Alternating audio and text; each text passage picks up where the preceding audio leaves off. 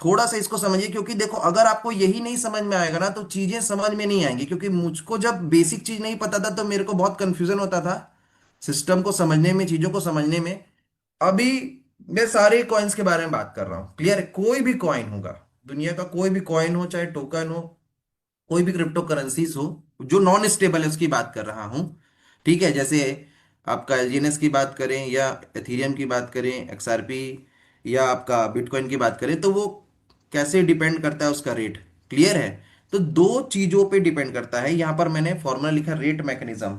मेरा स्लाइड आपको दिख रहा है? एक बार यस टाइप कर दे चैट बॉक्स में, एक बार यस टाइप कर दीजिए। क्लियर है? चलिए, या थंब दिखा दें, चलिए ठीक है। तो कोई भी क्या बोलते हैं, मैं जो बताना चाह रहा हूं, थोड़ा ध्यान से समझिएगा। थोड़ा आराम आराम से चलेंगे, मैं बहुत ज्यादा फास्ट नहीं चलूंगा। थोड़ा सा भले लेट हो जाए, ठीक है? मैं चाहता हूँ ये ट्रेनिंग अच्छे से रिकॉर्ड हो जाए, ताकि आप बाद में और भी अच्छे से देख करके समझ सकें। क्लियर है? तो मैं ये बताना चाह रहा हूँ, जो रेट मैकेनिज्म है आपका पूरे क्रिप्टो वर्ल्ड का, क्लियर है, वो किस पे डिपेंड करता है? इस फॉर्मूले पे डिपेंड करता है। ठीक है? Dollar divided by token is equal to rate. Clear है? जितना डॉलर एक्सचेंज में पड़ा है, जितना टोकन एक्सचेंज में पड़ा है, उसको जब डिवाइड करा जाता है, या कॉइन, ठीक है, इज इक्वल टू रेट आता है। क्लियर है? ये फॉर्मूला है। कोई भी कॉइन हो उसको किसी ना किसी हम एक्सचेंज से ही खरीदेंगे। क्लियर है? एक्सचेंज में वो लिस्ट होगा। तो जब भी एक्सचेंज का मतलब क्या है? एक्सचेंज का मतलब जैसे हम जब जाते हैं एयरपोर्ट में, क्लियर है, तो वहां पर डॉलर का एक्सचेंज होता है। क्लियर है? अगर हम विदेश जा रहे हैं तो, ठीक है, अगर हमको डॉलर की जरूरत है तो हम क्या करेंगे, वहां पर एक एक्सचेंज होगा, ठीक है, जहां पर आपको दोनों चीज पड़ी होगी। ठीक है? पहली चीज, रुपए पड़ा होगा आपका बंडल बंडल मान के चलो, और आपका डॉलर भी बंडल बंडल पड़ा हुआ है, दोनों चीज पड़ा हुआ है बंडल बंडल में। क्लियर है? सो क्या बोलते हैं, जब आप एयरपोर्ट जाओगे और आप विदेश जा रहे हो और आपको डॉलर की जरूरत है, तो आप क्या करोगे, अपने रुपए को दोगे और वहां से डॉलर उठा के ले आओगे। क्लियर है? जब आप वापिस आओगे तो जो आपके पास डॉलर है उसको आप एक्सचेंज को दोगे। क्लियर है? तो वो आपको रुपए दे देगा। उसके बदले में वो हो सकता है ट्रांजेक्शन फीस, मतलब वो जो एक्सचेंज करने के लिए जो भाई काम कर रहा है, तो फ्री का तो नहीं करेगा, तो 2 रुपए पर डॉलर पे, सॉरी, पर $100 पे 2 रुपए, वो अपना जो भी उनका XYZ चार्जेस होगा वो लेगा। तो एक्सचेंज क्या, क्लियर हुआ? वो जगह जहां पर दोनों चीज मौजूद होती है, जिसको एक्सचेंज करना है, पहली चीज को दो, दूसरी चीज ले जाओ, दूसरी चीज को दो, पहली चीज ले जाओ। क्लियर है? ओरिजिन के एक्सचेंज का नाम है क्विक स्वैप एक्सचेंज। ठीक है? जो स्पेशली डिजाइन फॉर पॉलीगॉन, अगर पॉलीगॉन में कोई टोकन लॉन्च होगा और वो डिसेंट्रलाइज एक्सचेंज में लिस्ट होगा, तो उसको क्विक स्वैप एक्सचेंज का ही यूज करना पड़ेगा। तो ये आंसर है। दूसरा चीज क्या आपको बताना चाह रहा हूं आपको, कि अब उसमें जो ये डॉलर और मैं टोकन की संख्या की बात कर रहा हूं, ये आपके वॉलेट में पड़ा है उसको नहीं गिनेगा। क्लियर है? ये किसको गिनेगा? एक्सचेंज में कितना डॉलर पड़ा, कितना टोकन पड़ा है। जब 7 मार्च 2024 को, ठीक है, लॉन्च किया गया था एलजीएनएस टोकन को ओरिजिन के माध्यम से, तो डॉलर और टोकन दोनों वहां पर डाला गया था। क्लियर है? तो दोनों को डिवाइड करते हैं तो रेट आता है। क्लियर है? अब आपको समझ में आ गया? अब हम लोग आगे आते हैं, उसी को क्रिप्टो एक्सचेंज बोलते हैं। तो अब ये फॉर्मूले के अनुसार आप देखिए, दो चीजों पे डिपेंड कर रहा है, दो फैक्टर पे डिपेंड कर रहा है आपका रेट। क्लियर है? एक चीज पे डिपेंड नहीं कर रहा है। हम बोलते हैं कि बायर्स इतने ज्यादा हैं तो भी रेट कम क्यों हो रहा है, कहीं ऑनर तो इसको रेट नहीं गिरा रहा है, ऐसे करके बहुत सारे लोगों के मन में कंफ्यूजन होता है। क्लियर है? तो उसको सबसे पहली बात आप समझिए चीजों को, कि पहला केस है, देखिए 1 2 नंबर मैंने जो लिखा हुआ है, मेरा कर्सर आपको दिख रहा होगा, कि डॉलर डायरेक्टली प्रोपोर्शनल है किसके, रेट के। ठीक है? जो लोग मैथ्स पढ़े हैं, जो लोग फिजिक्स पढ़े हैं, वो लोग इस चीजों को अच्छे समझ पाएंगे थोड़ा। क्लियर है? डॉलर किसके डायरेक्टली प्रोपोर्शनल है, रेट के। ठीक है? दूसरा, जो हमारा रेट है, ठीक है, वो क्या है, 1/टोकन इज इक्वल टू रेट। ये फॉर्मूला है, मतलब कि जो हमारा टोकन है वो इनवर्सली प्रोपोर्शनल है, मतलब विश्वानुपाती है रेट के। क्लियर है? इसका मतलब क्या हुआ, कि अगर डॉलर की संख्या बढ़ेगी तो रेट भी बढ़ेगा, कहां पर, एक्सचेंज के अंदर में। क्लियर है? और टोकन की संख्या बढ़ेगी तो रेट घटेगा, उल्टा होगा। देखिए यहां पर केस लिखा हुआ है मैंने, केस 1 2 3 4। तो जब डॉलर पे डिपेंड करता है तो दो केस है, या तो डॉलर की संख्या बढ़ेगी या तो डॉलर की संख्या कम होगी एक्सचेंज में।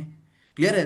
तो जब डॉलर की संख्या बढ़ती है एक्सचेंज में तो रेट क्या होता है, बढ़ता है। देखो इसका भी एरो ऊपर है, इसका भी एरो ऊपर है।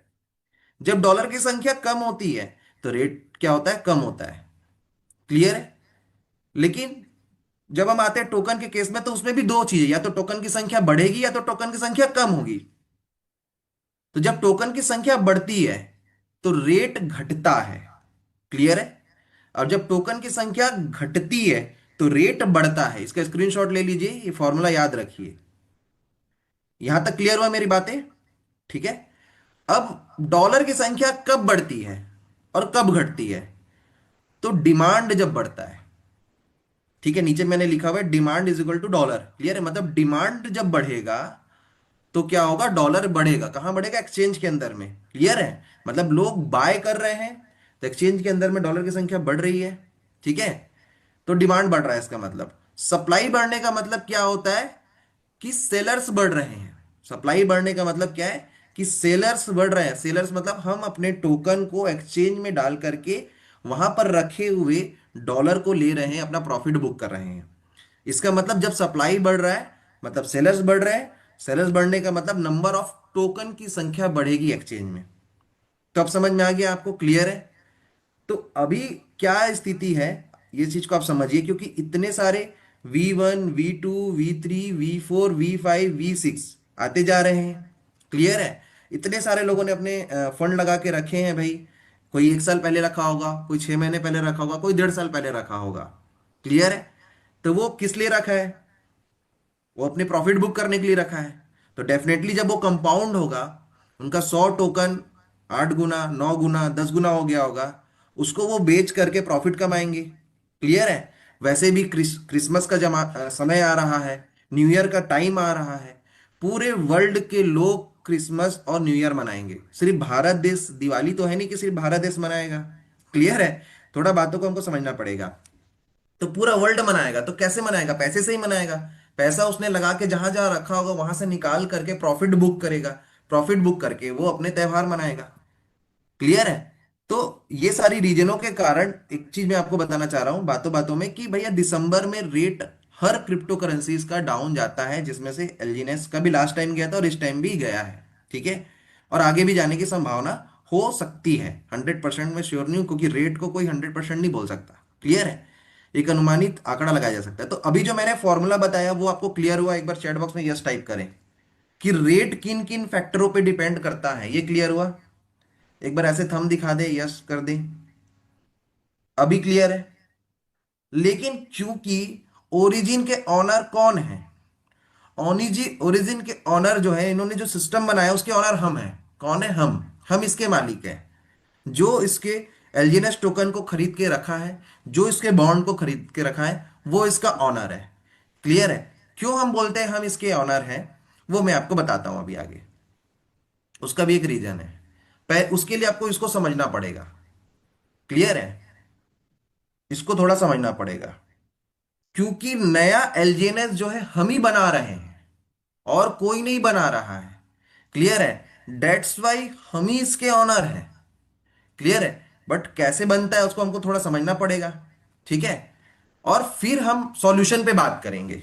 ठीक है? पहले तो प्रॉब्लम को समझ लेना भाई। पहले प्रॉब्लम क्या है, चीजें हैं क्या, ठीक है, बीमारी क्या है, ये समझ में आए तब तो भाई मेडिकल में तो इतनी सारी दवाई है, सब दवाई थोड़ी ना खाएंगे। ठीक है? तो जो बीमारी है पता चलेगी उसी की दवाई खाएंगे। क्लियर है? तो एक चीज याद रखिए, ये सिस्टम के ओनर हम हैं, इसको चलाने वाले हम हैं। तो हम ही इसको बढ़ाएंगे और हम ही गिराएंगे। बट कैसे उसको समझते हैं? तो जो मैंने लास्ट फॉर्मूला बताया था, देखिए ये हमारा क्विक स्वैप एक्सचेंज है। ठीक है? इसमें एक चीज लिखा हुआ है, देखिए डॉलर और एलजीएनएस ये दोनों पड़ा है। 7 मार्च को जब स्टार्ट हुआ था तो 2,80,000 डॉलर और 70,000 एलजीएनएस डिपॉजिट किया गया था। कहाँ किया गया था? आपके क्विक स्वैप एक्सचेंज में। ठीक है? दोनों को डिवाइड करें फॉर्मूले के अनुसार तो आपका $4 रेट आया था। क्लियर है? डेट्स वाई 4 के रेट से ट्रेड इसका स्टार्ट हो गया था। यहां तक क्लियर है? अब बाय सेल चालू हुआ, जैसे मैंने बताया, बायर्स आए, लोगों ने डॉलर डिपॉजिट किया, एलजी ने टोकन लिया, रेट बढ़ा घटा सब कुछ हुआ। क्लियर है? इन 1.5 सालों के दौरान में, ठीक है, लिक्विडिटी बढ़ती गई। क्लियर है? लिक्विडिटी ये दोनों को जोड़ करके बताया जाता है, कितना डॉलर और कितना एलजीनेस है। और पूल्ड डाई और पूल्ड एलजीनेस जो हम लोग देखते हैं, क्लियर है, वो क्या बोलते हैं, पर्टिकुलर बता, हम देख सकते हैं कि यहाँ पर अभी कितने एलजीनेस है और कितने डॉलर यहाँ पर पड़े हुए हैं। क्लियर है? तो अब हम लोग आगे बढ़ते हैं।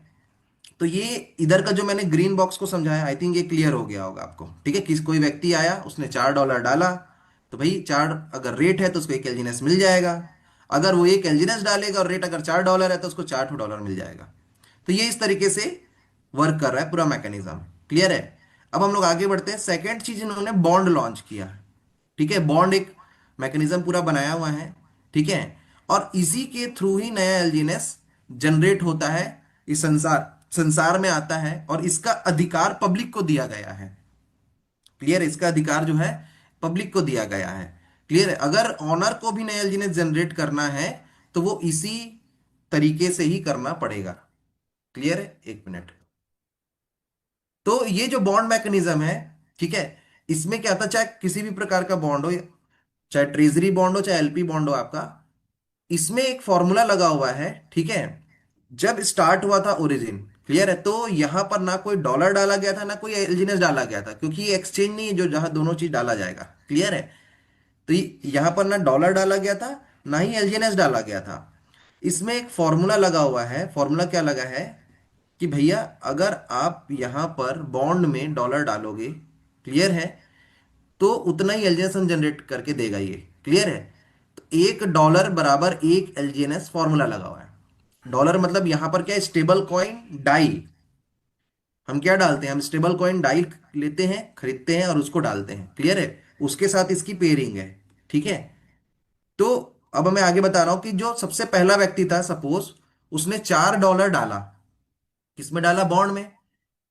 खरीदने के दो जगह है, या तो आप एक्सचेंज से खरीद सकते हो एलजीएनएस, ठीक है, या तो आप बॉन्ड से खरीद सकते हो, लेकिन बेचने का एक ही जगह है। कौन सा जगह है? जो ग्रीन बॉक्स बताया हो, एक्सचेंज। बॉन्ड में बिकेगा नहीं। बॉन्ड सिर्फ खरीदा जा सकता है, वहां से एलजीएनएस मिल सकता है आपको, लेकिन बेचने का समय आएगा तो आपको एक्सचेंज में ही जाना पड़ेगा। ठीक है, तो आगे बढ़ते हैं हम लोग। तो जो सबसे पहला व्यक्ति था, मान के चलो $4 ही रेट था और $4 उसने डाला। क्लियर है? तो $4 कहां चला गया? ऑरेंज बॉक्स के अंदर चला गया। ठीक है, लेकिन फॉर्मूला क्या लगा? $1 बराबर एक एलजीनेस। तो $4 डाला तो 4 एलजीनेस क्रिएट हो गए। क्लियर है? बट मिलेगा कितना? तो ये जो मिलेगा वो मिलेगा एक एलजीनेस मिला। क्यों मिला? क्योंकि रेट कितना चल रहा था? $4। ठीक है, $4 रेट चल रहा था तो एक एलजीनेस मिला।